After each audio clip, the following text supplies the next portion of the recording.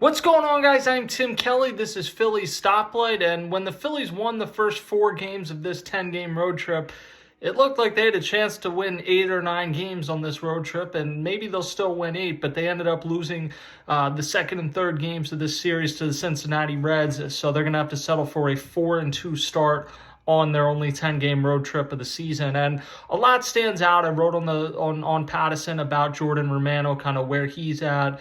Phillies had just an ugly game defensively yesterday. Christopher Sanchez, Bryce Harper, Brandon Marsh. There were just some ugly plays defensively in the game. So they got to clean some stuff up in that regard. But one thing that really stands out to me lately is Nick Castellanos, and I do think they're reaching some sort of a decision point here pretty soon.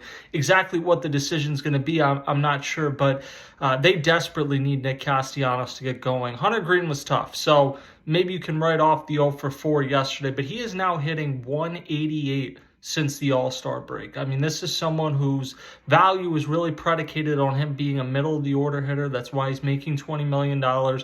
It's predicated on him driving the ball into the gaps, hitting doubles, hitting some home runs, hitting some singles, and being someone that provides some right-handed thump in a lineup that doesn't have it. And as of late, he just hasn't done that. And that's on top of him having minus 13 defensive runs saved, minus 11 outs above average. Like, when someone like Harrison Bader or Brandon Marsh doesn't have a great game offensively, they can still kind of hang their hats on their defense. And it's not that Nick Castellanos isn't working hard, but the results are not coming defensively. So it looks poor. It looks bad when the results also aren't coming offensively. Now, I guess I want to be careful not to be too prisoner of the moment, because we have 12 years of evidence, whatever it's been, certainly the first 3.5 here, that says he's a streaky hitter. And Rob Thompson said it yesterday. Tom McCarthy talked about it on the broadcast that he's a streaky guy. He could be in a slump and end up hitting 2 home runs the next day. And we saw it in the NLCS the other year. He was scorching hot through the NLDS, hit a home run in game 1 of the NLDS and NLCS, and then just went ice cold for the rest of the NLCS against the Diamondbacks. And the Phillies obviously lost that series.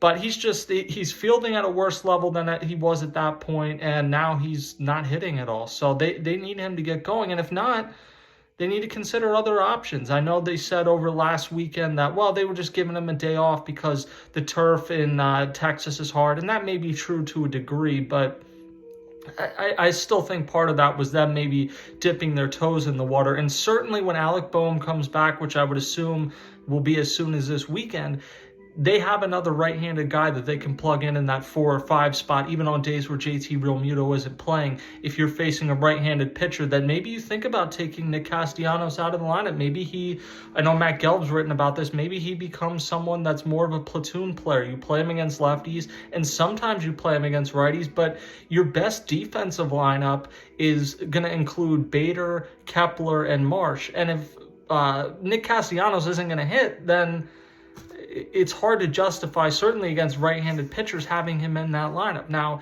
it would depend what Kepler does or if Justin Crawford comes up, but Nick Castellanos is reaching a point where he needs to get going, or the Phillies are going to have to consider some alternative options in the outfield. The second thing I want to get to in today's episode is whatever it was that went on with Kyle Schwarber and the Reds Tuesday night. And bear with me here, because maybe I'm too conspiratorial, but to be a reporter and anything in media, you need to have some ability to question things and read between the lines a little bit. And yes, I thought it was strange what happened before the game. Let me catch you up on it if you weren't aware. Paul Casella of MLB.com, who was there covering the series, tweeted out, they just had Schwarber catch ceremonial first pitches thrown out by his dad and his youth baseball coach. And he had prefaced this by saying, Reds are pulling out all the stops for Kyle Schwarber. He followed up on that tweet by saying, for those wondering about the context here, Schwarber's youth coach and dad were the recipients of the Reds' annual Paul Kramer Awards this year. So the Reds had them throw out first pitches, and as part of that, and obviously they did it tonight to have Schwarber's part of it. And that may be the explanation from the Reds. Paul's a good reporter, in no way questioning what he's saying. I don't buy the explanation from the Reds, though, if that's who gave that second part or whatever the case is, because it's weird. I don't remember another player who has not previously played for a team taking part in a solo first pitch where they get his father and his youth baseball coach involved. Like, Kyle Schwarber played for the Cubs for 6 seasons, the division rival. So the first 5 of those, they played the Reds 19 times a season. So they would have played them 8 or 9 times, or 9 or 10 times at Great American Ballpark. Then the COVID season, he was still on the Cubs. He played whatever amount of games at Great American Ballpark that year. And then he had 2021 with the Nationals and Red Sox, and since then with the Phillies. He's played at Great American Ballpark a ton of times. It just so happens the time they decided to honor his father and his youth baseball coach was 2 months before he hits free agency, and there's kind of been some buzz and speculation, and Schwarber hasn't entirely shot it down about him potentially joining the Reds. I don't buy it. It's a little too coincidental for me. At the very least, I think the powers that be in Cincinnati, this cannot have just been something that the marketing team whipped up. There had to have been someone with some real clout in the organization that was aware that this was going on. Now, whether the Reds would actually do it, I don't know. It's not an organization that spent a ton of money. And you see guys that go into Cincinnati and they have career offensive years that they aren't able to duplicate elsewhere. Nick Castellanos had his best year while he was with the Reds, earned a big contract because of it. Jesse Winker, like most MLB park factors and different things that grade stadiums, they actually say the most hitter-friendly park in baseball is not Coors Field, it's Great American Ballpark. So if you're the Reds and you only have a limited number of resources to spend, you wouldn't think you'd do it on a power hitter because you could sign somebody else to kind of fill that DH role, and maybe they play up just by getting to play 81 games in that park. At the same time, though, he's got the hometown connection. He's from Middletown, Ohio. He grew up as a Reds fan. He hasn't hidden that, nor should he. But he grew up as a fan of the team, so you have the local connection.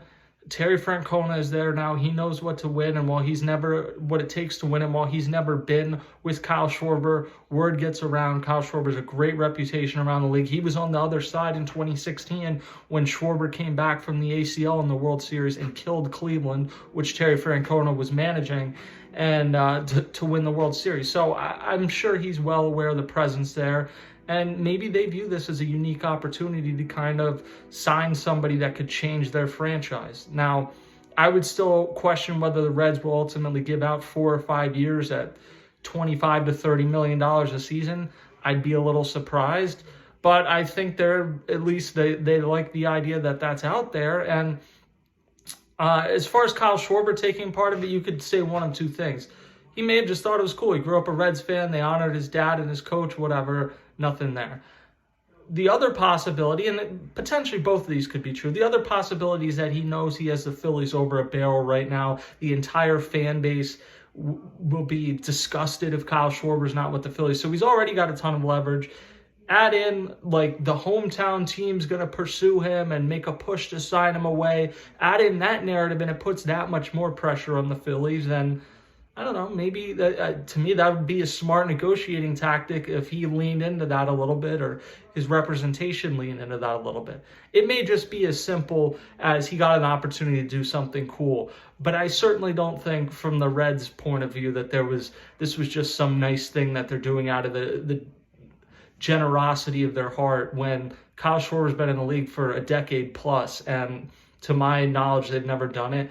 I was trying to think back if Mike Trout's ever taken part in something like that. Like, I know he's taken pictures on the field before games, that type of stuff. You'll see guys get honored before games like Miguel Cabrera did when he was retiring, Chipper Jones, those type of guys, all-time legends. I don't remember anything like what went on with Schwarber, and maybe I'm too conspiratorial. I think it's weird. Finally, the Phillies are going to head to D.C. for a 4-game set to finish off this 10-game road trip. They will have Jesus Luzardo on the mound against Brad Lord in Game 1. Brad Lord's got a 3.28 ERA. Game 2 is really interesting. You have 2 All-Stars in Zach Wheeler and Mackenzie Gore, but Gore's ERA is spiked to 4.09, and Zach Wheeler, we're still waiting to see, does that velocity come back?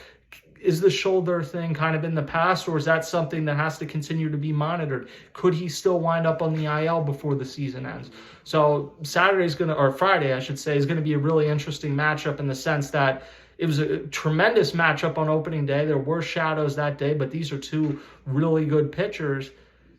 But neither one of them is coming into this game on a hot stretch. So will be fun to see that one. Game 3 is actually a pretty interesting one as well. Taijuan Walker has pitched very well out of the rotation. He goes in that game against Cade Cavalli, who is a former first-round pick. Had Tommy John, his career's kind of stalled out a little bit, but I still think between him, Josiah Gray, like there's some guys in DC that they think could help them return to contention in the not-so-distant future. Cade Cavalli would be one of those, so he goes game 3. And then game 4, Mitchell Parker, who's got a 5.55 ERA, is going to pitch for the Nationals. That we know. The Phillies are TBA.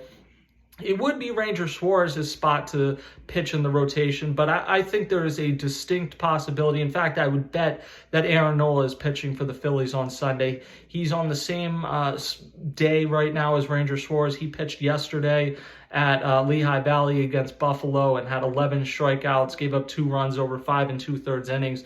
Getting him back into the rotation, I think going to a 6-man for a while. I usually don't like a 6-man rotation, but going to a 6-man for a while in this case could make some sense because you have guys in Suarez and Luzardo you're concerned about durability. Wheeler you've got some questions about. I think Taijuan Walker is more valuable as a starter than in the bullpen. It might just make sense for them to do a 6-man, and then you go from there. If somebody gets injured, then it takes care of itself, but if not, maybe you transition one of Ranger Suarez or Luzardo to the bullpen late in the season, and you keep Taijuan Walker in the rotation. I'll be interested to see what they do. What's clear to me, even if Zach Wheeler's perfectly healthy and you have probably the best 1-2 punch in baseball at the top of your rotation with Wheeler and Sanchez, they need someone to step up and be that number 3 starter, because right now it's unclear who it's going to be. There's been a lot of talk about how the Phillies aren't going to need a number 4 starter until the NLCS, and that's true. They are going to need a number 3 starter, though, and they have a lot of candidates. Like, teams would kill to be in the situation the Phillies are in, but Ranger Suarez has really struggled since the All-Star break. Jesus Luzardo has kind of been all over the place. He's been brilliant. He's had some terrible starts. He's had some not-so-good starts. They could really use him to get going again.